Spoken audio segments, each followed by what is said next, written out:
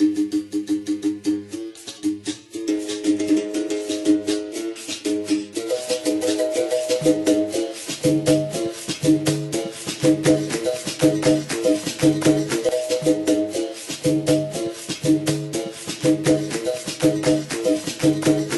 nome é Nivaldo Freire da Silva, conhecido na capoeira como Mestre Arrepio.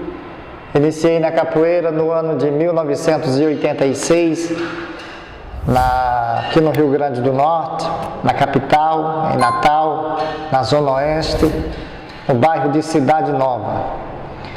O meu primeiro professor de capoeira era um aluno do mestre Baltazar, do grupo de capoeira Zumbi, com o nome de Edmilson. E tudo começou, quando eu voltava, tinha 10 anos de idade, brincava nas dunas do bairro de Cidade Nova. De repente eu voltando de um lazer que estava fazendo nas dunas, aí ouvi o toque do berimbau, um som que estava sendo tocado num vinil do mestre Suassuna. E ao ouvir o iê, aquilo me chamou muita atenção e eu fui olhar o que era. E quando eu olhei entre as brechas de uma cerca, eu vi uma pessoa fazendo, que era um dos alunos do mestre Baltazar, Edmilson, fazendo um movimento chamado parafuso, que era um movimento, um giro de 360 graus com um chute. E já eu, como era muito fã do Bruce Lee, assistia todos os filmes de Bruce Lee, meu irmão muito devoto do Kung Fu, e sempre me incentivava a praticar artes marciais. Mas nunca tive uma simpatia pelo Kung Fu e comecei a aprender alguns saltos, alguns movimentos, E de repente me identifiquei com a capoeira. A partir desse movimento aí, procurei o Edmilson, e fui perguntar que luta era aquela, que movimento era aquele, era um salto e eu queria aprender. E de repente mostrei para eles que eu já tinha alguma habilidade também dentro dessas técnicas de artes marciais. E aí ele viu que eu era uma criança bem empolgada, determinada para aprender. Então comecei a treinar com ele, E o tempo foi passando e começamos ele não tinha muito tempo para dar aula, porque na verdade ele era aluno e de vez em quando é que ele treinava na casa dele. Mas de repente ele motivou várias crianças daquela época, da década de 80, a treinar capoeira. Então ele montou um centro de treinamento no quintal de sua casa. E lá foi quando eu iniciei na capoeira, e a partir de lá a gente começamos a visitar outros grupos de capoeira, e eu comecei a ter um olhar mais forte para aquilo que eu queria, Então, desde criança, eu via as apresentações dos mestres, dos professores, e eu sonhava com aquilo. Eu disse, não, eu quero ser um mestre de capoeira, quero ser um mestre de capoeira, quero ser respeitado, igual esses mestres que são anunciados o nome dele, todo mundo bate palma, enfim, aquilo me chamou muito a atenção. Então o Edmilson, parou de dar aula, não podia mais dar aula porque estava, tendo que trabalhar e, enfim, fazendo outras coisas. E aí eu comecei a ir treinar com o Baltazar no final de semana, E aí também o mestre Baltazar começou dando aula numa das escolas ali no Zusa, na Avenida 9.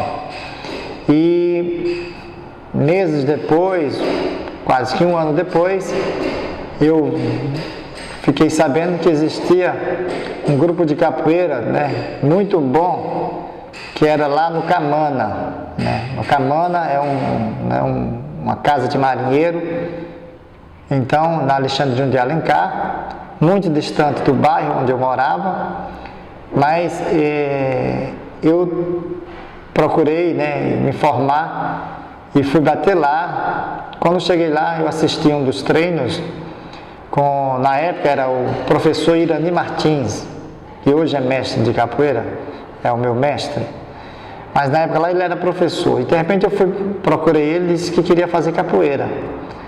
E ele me perguntou de onde eu era, tal, eu expliquei que morava em Cidade Nova, tal, e ele pediu que meus pais fossem lá. E aí eu falei que meu pai e minha mãe não ia lá depois, só que eu fiquei embromando porque meu pai e minha mãe não queriam realmente que eu praticasse a capoeira. Então eles não entendiam o que era a capoeira.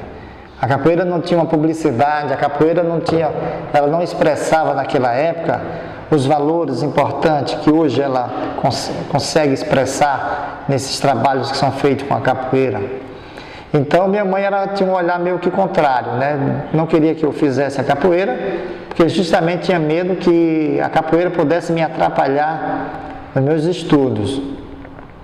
Mas eu comecei a treinar escondido, e tem um episódio muito importante nessa passagem, foi no início da minha história com o mestre Irani.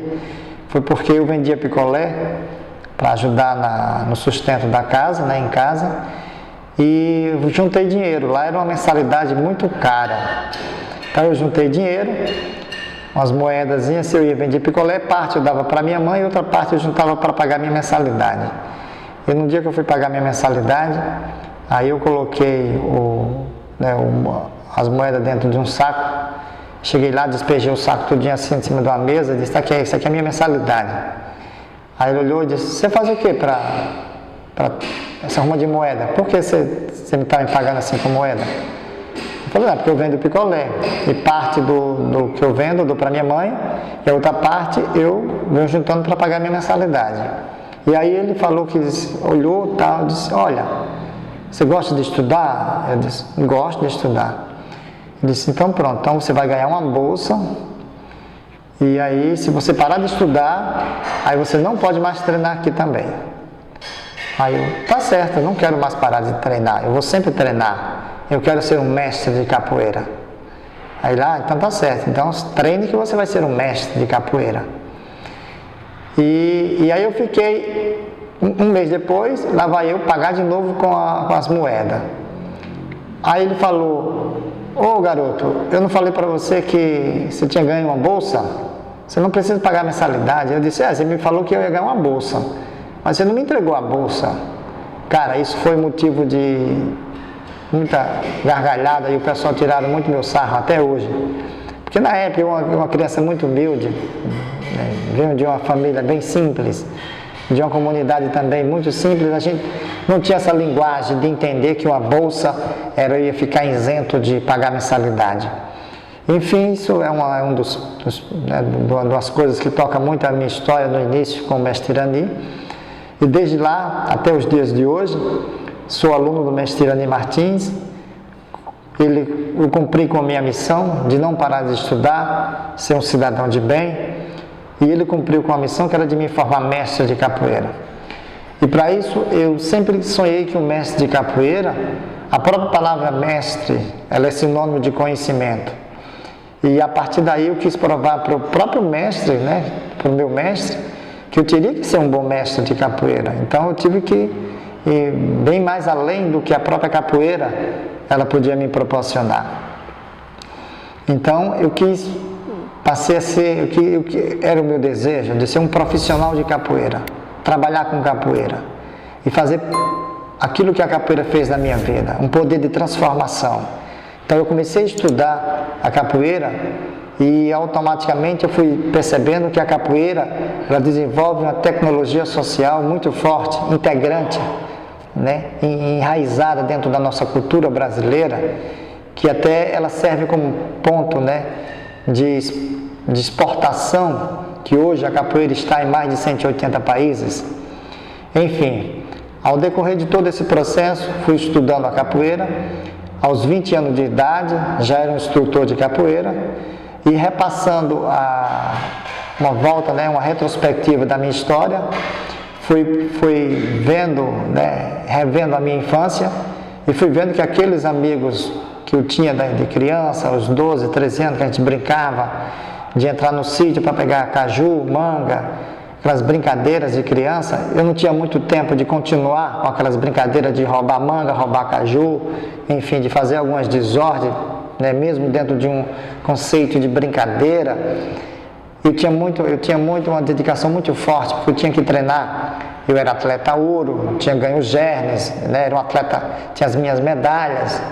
Eu queria se manter dentro de um padrão que eu pudesse dar um orgulho, não só para minha família, para meus pais, mas também para o meu próprio mestre, porque eu tinha o desejo de ser um mestre de capoeira. E aí, percebendo que aos 20 anos de idade, percebendo toda essa trajetória, olhando para o passado, percebi que os meus colegas, os meus amigos não tiveram o mesmo caminho que o meu.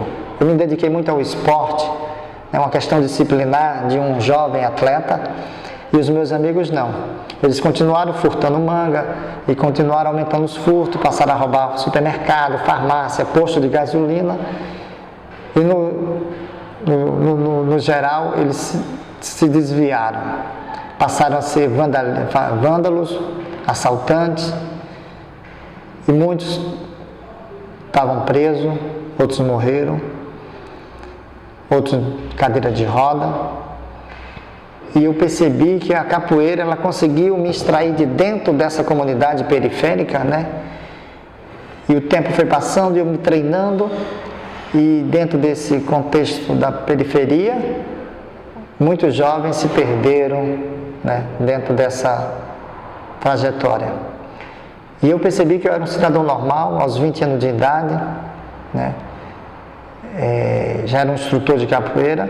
Então eu tive uma ideia, disse, cara, eu vou fazer com muitos jovens o que a capoeira fez comigo. Ela conseguiu me disciplinar, né?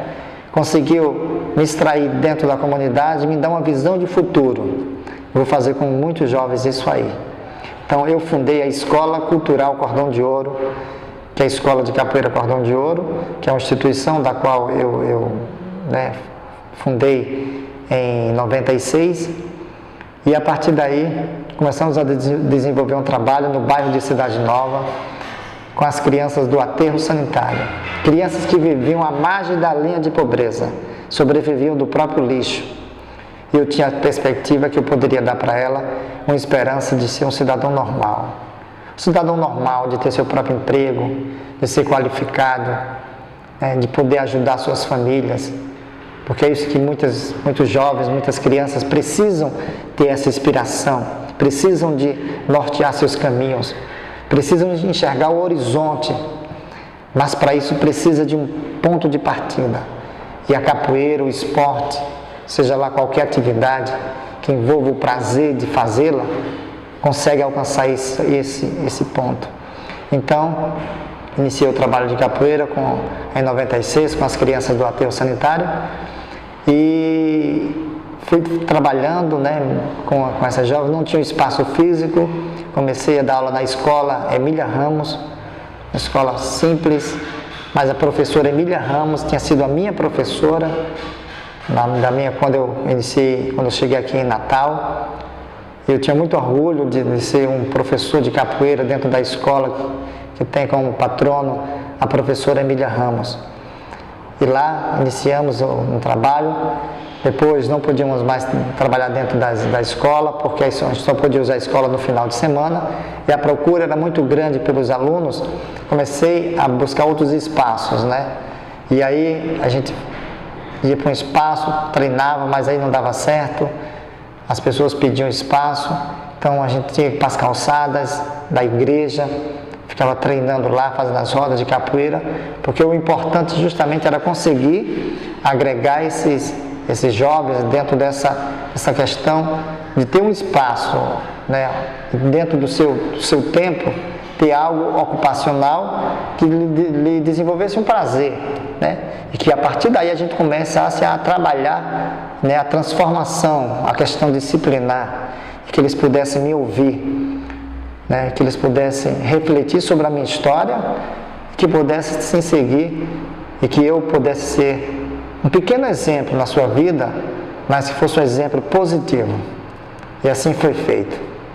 Muitos jovens trabalhamos com um intuito justamente de fazer o poder de transformação na vida de muitas crianças, jovens e adultos também.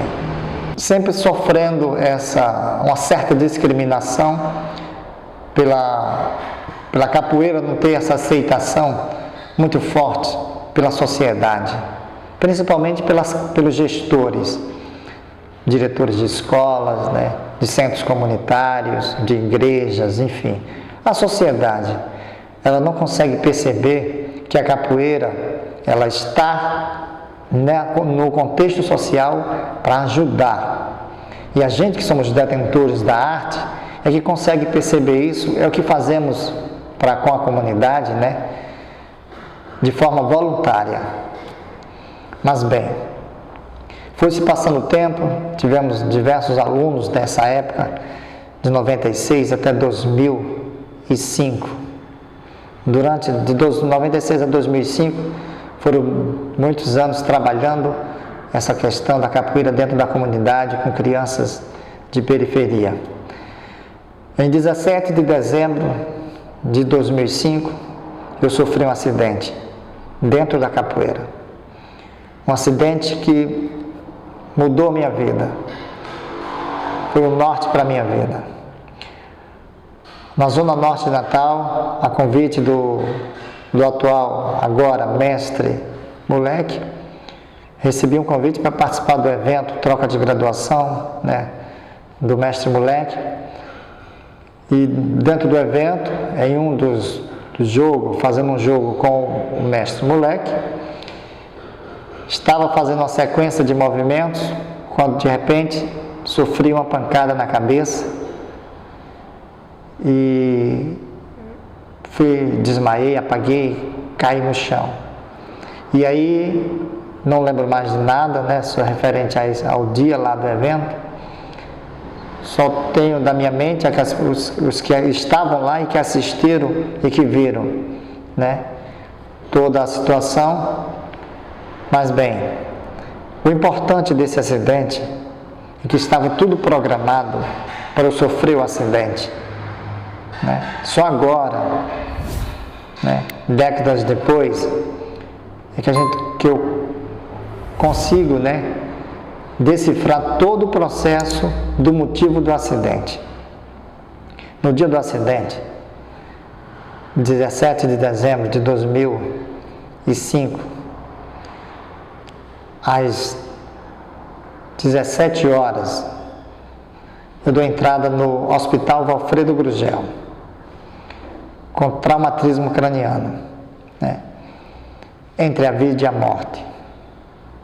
Então, é iniciado uma cirurgia para retirada, né, onde abriram as duas laterais do meu crânio, para fazer a drenagem do sangue que estava coagulando junto ao cérebro.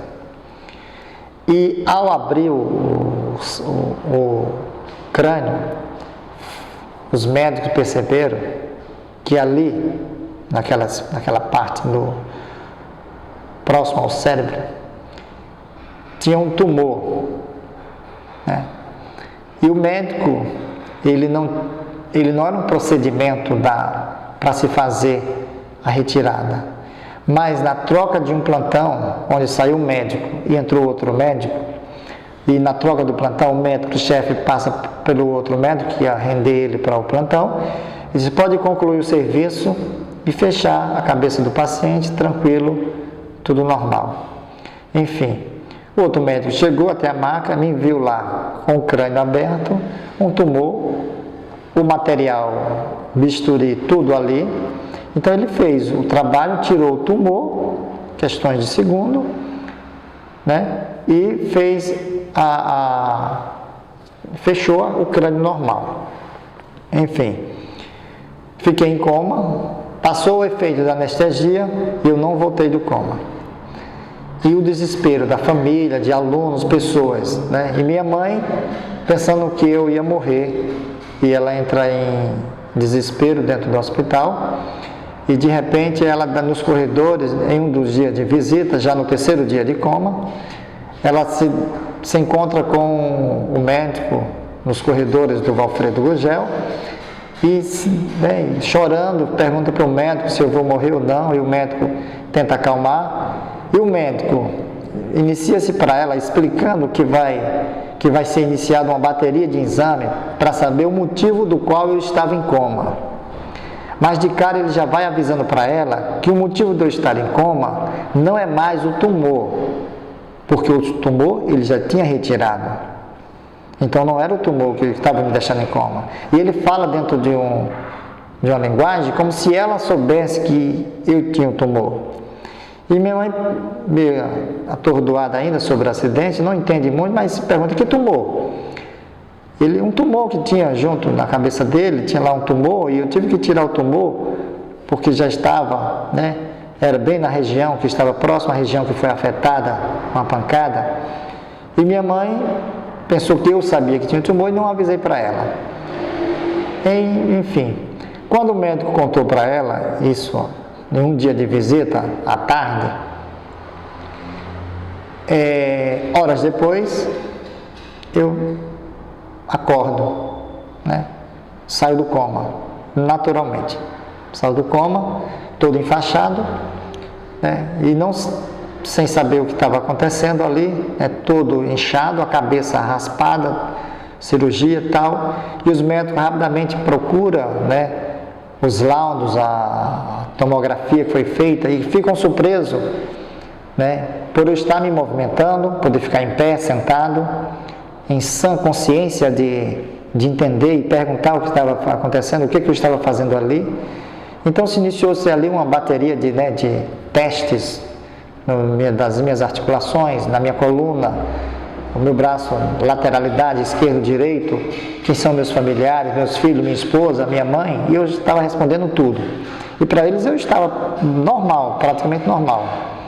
Enfim, eu fiquei com abertura no crânio durante alguns anos, em torno de alguns centímetros, né, abertos, entre só o couro cabeludo e o cérebro. E por isso era o motivo de eu ficar internado e eu não poderia sair, a não ser que a família assinasse um termo de autorização, né, de cuidados, porque era perigoso. Qualquer pancada que eu levasse na cabeça, eu podia ir a óbito. Dessa vez a coisa era mais séria. Enfim, foi assinado o termo, minha família assinou, fui para casa, cheguei em casa dias depois, minha mãe me procura e justamente vem perguntar sobre o tumor. E eu não entendia nada, eu disse: que tumor? Lá um médico falou que tinha um tumor na sua cabeça, ele retirou o tumor, e aí você não sabia que tinha um tumor? E eu disse: não sabia que tinha um tumor. E aí fomos procurar o médico, depois o primeiro médico não quis explicar, disse não, tinha um tumor, mas ele não podia fazer esse procedimento, porque nós somos, ali não era uma cirurgia particular, somos médicos de urgência, e a urgência era o acidente, o tumor não era urgência. E o outro médico, ele não entendeu esse processo, pensou que tinha recebido uma ordem do então chefe do plantão e fez a retirada do tumor. Moral da história era que, na verdade, Deus estava no comando e Deus precisava que eu estivesse aqui, né? De 2005 para 2021, né? 16 anos depois, contando a história. E aí, por que isso teria que acontecer? Vamos no passo a passo. Isso foi em 2005. Os médicos falaram que eu não poderia mais praticar capoeira, porque eu tinha um risco muito grande de levar uma pancada na cabeça e a óbito. Passei a tomar uma medicação controlada, anticonvulsivo e outras medicações. Eu parei, um ano depois, parei as medicações. Em 2006, eu já não estava mais tomando medicação. Tinha voltado a treinar, estava treinando fisicamente, estava com o organismo muito forte. E eu precisava voltar às minhas atividades normais. Enfim, voltei a dar aula em 2007. Convidei os meus alunos, voltamos a dar aula. Só que não tinha espaço para dar aula. Mas aí continuamos dando da mesma forma que a gente treinava, era nas ruas, nas calçadas, nas dunas. Continuei dando aula. Em 2007, né, já no final, já quase um ano de aula, vou falar agora de um procedimento, como se iniciou o processo da construção do Memorial da Capoeira. Em uma das aulas que eu tinha voltado a dar, nas dunas, em Cidade Nova, bem de frente ao Memorial da Capoeira, eu estava dando aula ali para uma turma, E ao término da aula, eu sempre sento os alunos, a gente começa a discutir, falar alguma coisa positiva, né? Principalmente aconselhamento para os jovens, para as crianças. E eu fui e narrei para a turma que seria muito importante, seria um sonho de todos nós, construir uma escola de capoeira. Construir uma escola que tivesse um salão amplo, que a gente tivesse uma biblioteca, que a gente tivesse, né, uma cozinha para quando terminar os treinos poder fazer uma refeição, que a gente tivesse uma área ampla para um lazer, né, com jogos divertidos, sinuca, totó, entre outros. Tivesse uma piscina para tomar um banho, terminar uma aula, a gente ia tomar um banho de piscina. Que tivesse dormitório para a gente receber os nossos colegas capoeiristas de outros estados, de outros municípios, de outros bairros, de outros países. Seria uma escola de um sonho, não é isso? E aí, um dos moleques levanta a mão, pede a fala, né, e diz: professor, o senhor não tem nenhuma bicicleta com freio. Como é que você vai construir uma escola dessa daí, se o senhor não tem dinheiro nem de colocar freio na sua bicicleta? Na verdade, ele tinha razão. Eu tinha uma bicicleta que não tinha freio, e sempre quando ele me pedia para andar, eu dizia que não podia andar porque a bicicleta não tinha freio, ele podia se machucar. Então ele, vendo toda essa dimensão que eu falei de uma escola, ele automaticamente, mesmo sendo uma criança, ele percebeu que precisava de muito dinheiro para construir uma escola desse porte. E aí eu disse: não, a gente está só apenas sonhando, mas no futuro a gente pode ter uma escola dessa daí. Ele começou a rir, e aquilo me deixou muito angustiado, né? Porque foi uma verdade muito grande que ele disse assim na lata: o senhor não tem nem condições de colocar freio na bicicleta, você vai ter condições de construir uma escola de capoeira. E aí eu terminei a aula, eles foram embora, e eu peguei a bicicleta sem freio e vim andando com a bicicleta. Aí eu coloquei a bicicleta, né? Olhei para uma área, para um terreno baldio, terreno desocupado, que não tinha nada, só lixo. E olhei e disse: aqui seria uma boa escola. Seria ótimo construir uma escola aqui nesse espaço. Um espaço na avenida principal, de frente para as dunas, para treinamento da capoeira. Um local onde eu construí a minha história, onde eu cheguei como criança e hoje sou um adulto. Após eu visitar o local, né, a rua, ali, a rua abandonada, dentro do bairro de Cidade Nova, passou um filme na minha cabeça, toda a trajetória, o sofrimento que tive ao longo de mais de uma década, tentando ajudar a comunidade, né, ajudar pessoas, a salvar vidas de muitos jovens. E a capoeira já tinha sido na minha vida assim uma salvadora, né? Então eu resolvi enfrentar o desafio. E quando de repente eu olho para o lado, é um muro grande, né, que fazia a divisa do terreno com o outro lote do terreno, tinha no muro, escrito na parede, com mais de 10 metros de comprimento, o nome Jesus.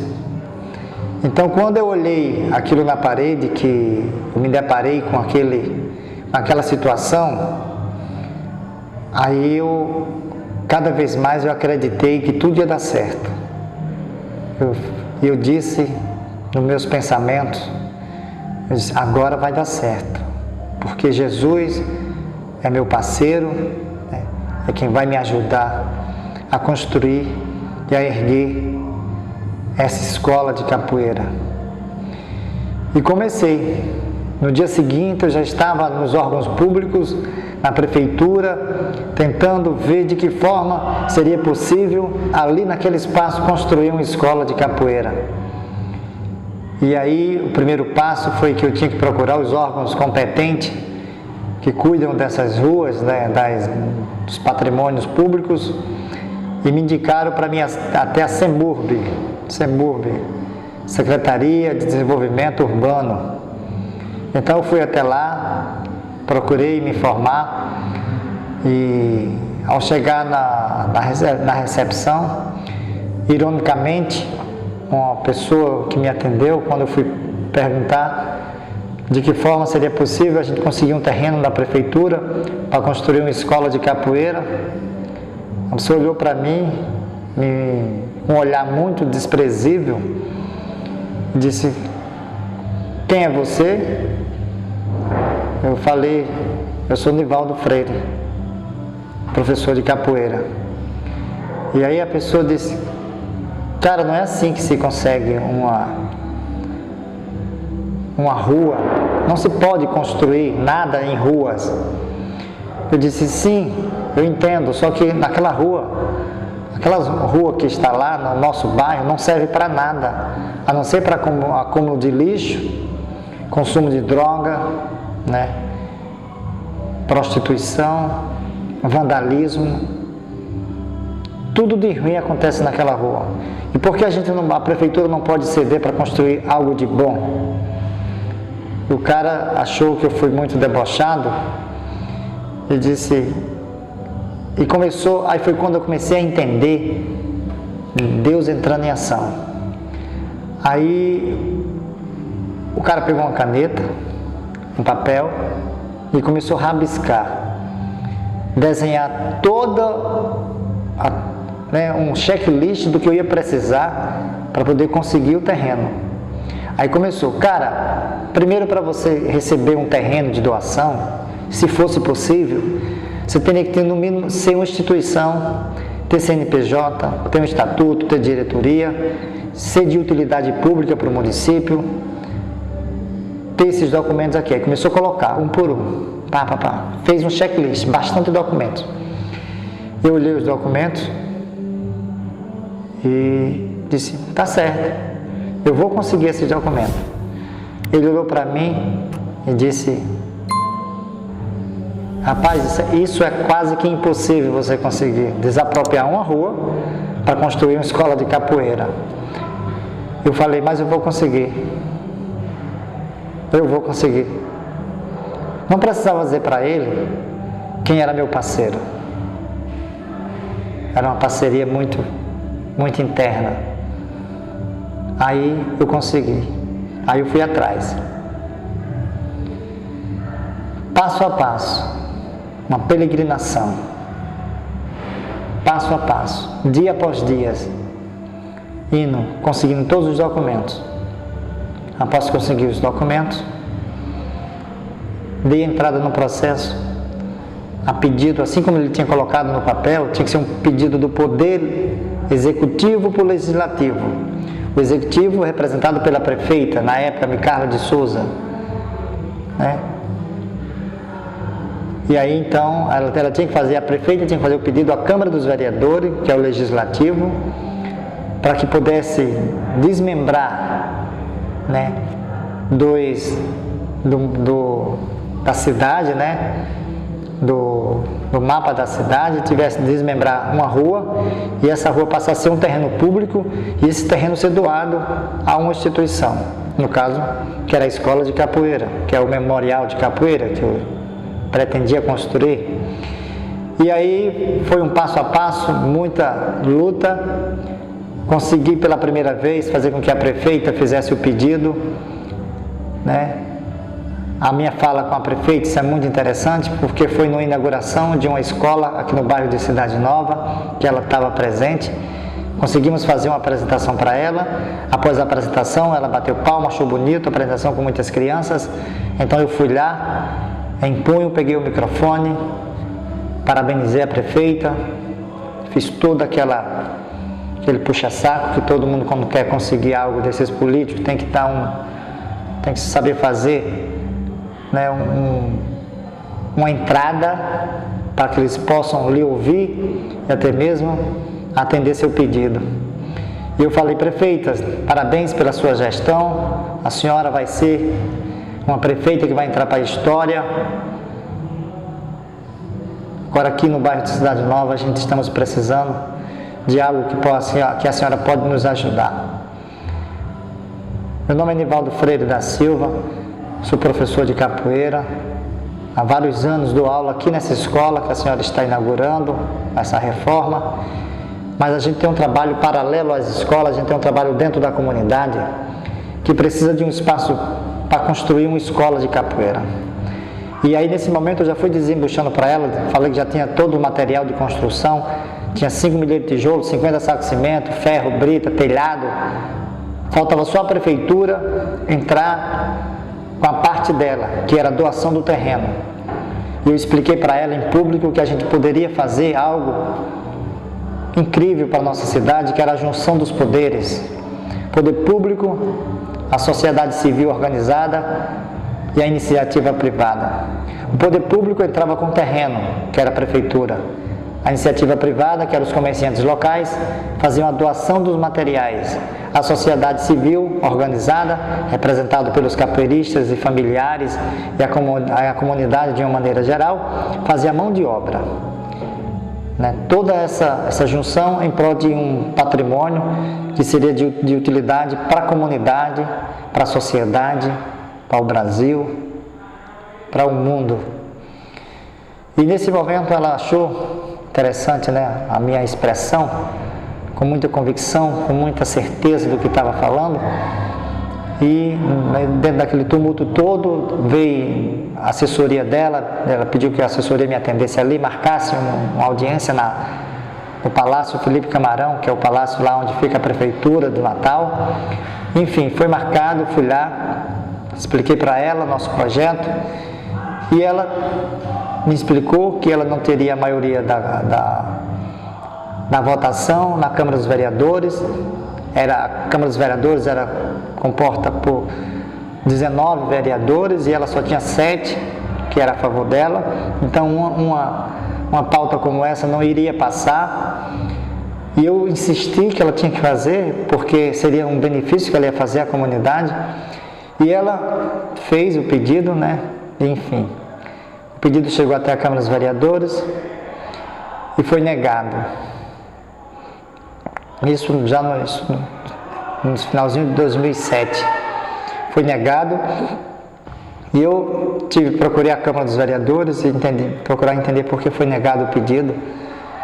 E o rapaz do setor jurídico me explicou que algo dessa natureza, isso é algo muito forte para uma tomada de decisão, até mesmo porque não era de interesse da prefeita, ela não tinha negociado com os vereadores, ela não tinha dado nada em troca para eles, não tinha feito essa jogada política que é sempre feita quando o executivo quer conquistar algo dos vereadores, tem sempre uma negociação.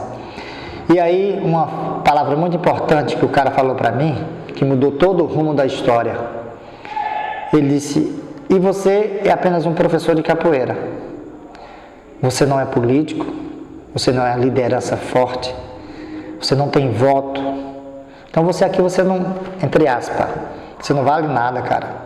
Agora, se você fosse um político, aí você teria um outro peso aqui dentro. E eu saí com aquilo na cabeça, disse: então eu teria que ser político, cara, para poder conquistar algo. Aí ele foi bem claro comigo, ele disse: lógico, porque para você negociar com um político, cara, você tem que ser político, senão ele vai te passar a perna. E aí eu fiquei pensativo, disse: não, cara, mas eles não vão me passar a perna. Eu tenho que ser político, então tá certo, então eu vou ser um político. No início de 2008, já estava tramitando esse processo, iria acontecer as eleições em 2008, e eu saí candidato a vereador de Natal. Professor Nivaldo Freire, 10-100, esse foi o meu número. Saí candidato pelo PRB. Então, fiz minha campanha, passo a passo, empolgando todo mundo, explicando: se ganhar para vereador, nosso projeto vai ser concluído com mais rapidez, tem outros benefícios para o bairro também, mas o nosso foco principal era construir um grande complexo cultural dentro do nosso bairro. Fiz minha campanha de boca a boca, passo a passo. Enfim, terminou as eleições. Fui um dos vereadores mais votados dentro do bairro, mas não consegui atingir o pleito. Não fui eleito, mas consegui votos. 672 votos. Bastante voto para quem nunca tinha sido candidato, para quem não era um político. Enfim, mas aí agora eu já era um político, eu já tinha votos. E aí foi quando eu parti de volta à Câmara dos Vereadores lá e tentei negociar novamente com o setor jurídico e expliquei para ele, né, a probabilidade de conseguir novamente fazer pedido à prefeita, para que a prefeita pudesse fazer o pedido novamente à Câmara dos Vereadores. E conseguimos realmente agendar com a prefeita para que ela me ouvisse novamente. E ela, com a mesma intenção, ela disse que não seria possível porque ela não tinha maioria na Câmara dos Vereadores, enfim. Mas ela fez o pedido novamente. Aí foi quando eu tive que usar a estratégia política de lidar com os políticos. Aí eu tive que ser político nessa hora e me lembrei da frase que o assessor lá jurídico me falou, que o político ele é esperto, ele passa a perna nos outros. E aí eu disse, então tá certo, agora eu sou um político e vou agir de maneira política com eles. E aí eu fui em cada gabinete e tentei convencer para os vereadores que lá iria chegar novamente à Câmara dos Vereadores o pedido, uma mensagem da prefeita solicitando a liberação de um terreno, né, o desmembramento de um terreno para ser doado a uma escola de capoeira. E aí eu fui ter que ser estratégico, porque eu fui de porta em porta, mas estrategicamente escondido. E aí eu chegava no gabinete, ele já conhecia o professor Nivaldo pela campanha que foi feita, pelo meu nome que foi divulgado como um dos, dentro do bairro de Cidade Nova, foi o vereador mais, né, o candidato a vereador mais votado. Então eu chegava para ele estrategicamente, opa, vereador, ali ele me recebia com toda aquela falsidade, e eu explicava para ele, opa, vereador, não vou citar nome aqui de vereador, né, para não complicar essa trajetória desse áudio que estou gravando.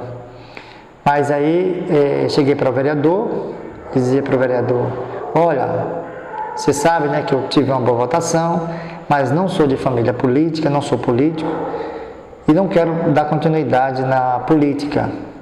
E estou precisando de fazer uma parceria com o senhor. E ele, o cara já sabendo que eu tinha voto, que eu tinha sido bem votado, cara, ele me recebia com muita tranquilidade. Não, diga, pode dizer o que você está precisando. E aí eu disse, não, é porque vai chegar aqui a mensagem da prefeita e tal, e eu precisava que você votasse favorável ao pedido dela, e aí a gente negocia nas próximas campanhas, estamos juntos aí para, né, apoiando a sua candidatura, porque você fez algo de muito interessante para o nosso bairro, que votou favorável à liberação do terreno. E eles, não, tranquilo, pode deixar, pelo menos não depender de mim, vou votar favorável e tal. Pá. E aí eu saía de um gabinete, ia para outro gabinete, com o mesmo discurso.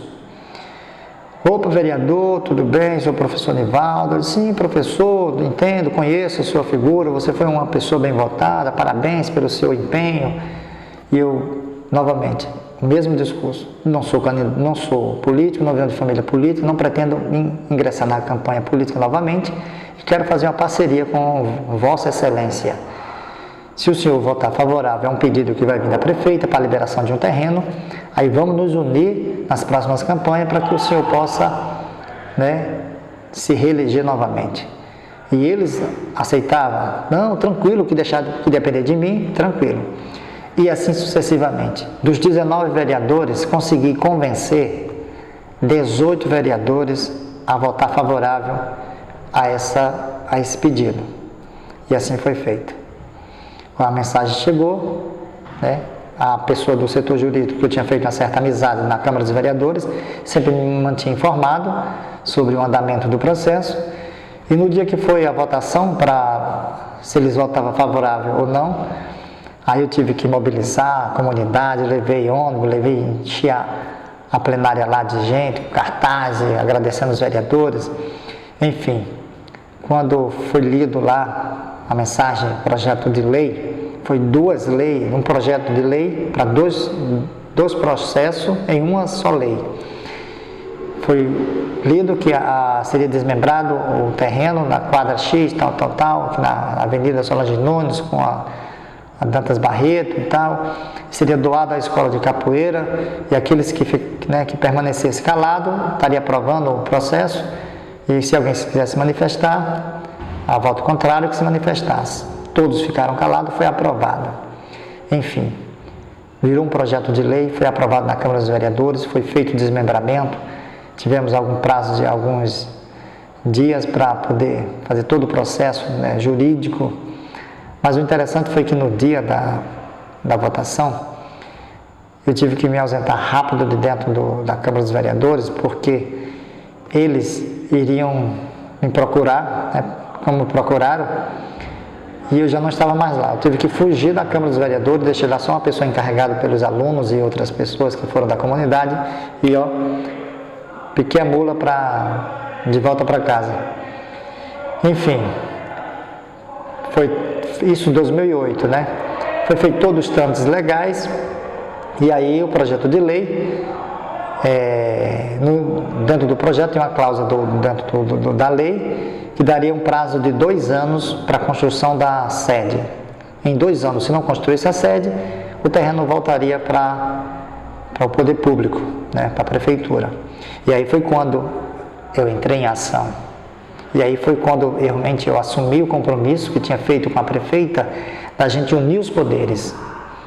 Poder público, a iniciativa privada e a sociedade civil organizada. Então, peguei toda a documentação que estava em mãos, mostrei para os comerciantes que ali tinha sido doado aquele terreno, e a gente tinha um prazo de 2 anos para construir uma sede. Se não construísse, ia voltar para o poder público o terreno. E aí, os comerciantes, né, entenderam toda a mensagem, a proposta, acreditaram no projeto e foram doando os materiais de construção. E aí fui mobilizando também a comunidade, né, os alunos, os pais de alunos, para fazer mutirões. A gente foi erguendo toda essa estrutura, prédio, né, da escola de capoeira, passou a ser algo mais atraente, atrativo, para que as pessoas pudessem entender mais sobre as origens da capoeira. E aí, em 2008, quando a capoeira passou a ser patrimônio do povo brasileiro, eu também iniciei toda essa conjuntura, né, para que as pessoas pudessem entender por que a capoeira era um patrimônio brasileiro, entender a história. E aí consegui também fazer uma exposição, reunindo vários artistas, e pintaram, né, do século XVI ao século XXI, 36 obras de arte, que essas obras de arte foram exposta em vários municípios do Rio Grande do Norte, totalizando 50 municípios. Enfim, convenci também outros artistas a construir materiais do artesanato. Fizemos maquete de fazenda, do Quilombo de Palmares, para que pudesse explicar, ajudar no contexto pedagógico sobre a história e a origem da capoeira. Enfim, hoje o memorial, né, é composto por 226 obras de arte, que narra toda a trajetória do nosso país, do Brasil, a história do Brasil pré-colonial ao Brasil do século XXI. Em qual contexto surgiu a capoeira? E é visitado por escolas, universidades, né, para pesquisa. Enfim, o primeiro memorial de capoeira do Brasil e do mundo, inaugurado no dia 13 de maio de 2015. Essa é a história do mestre Arrepio.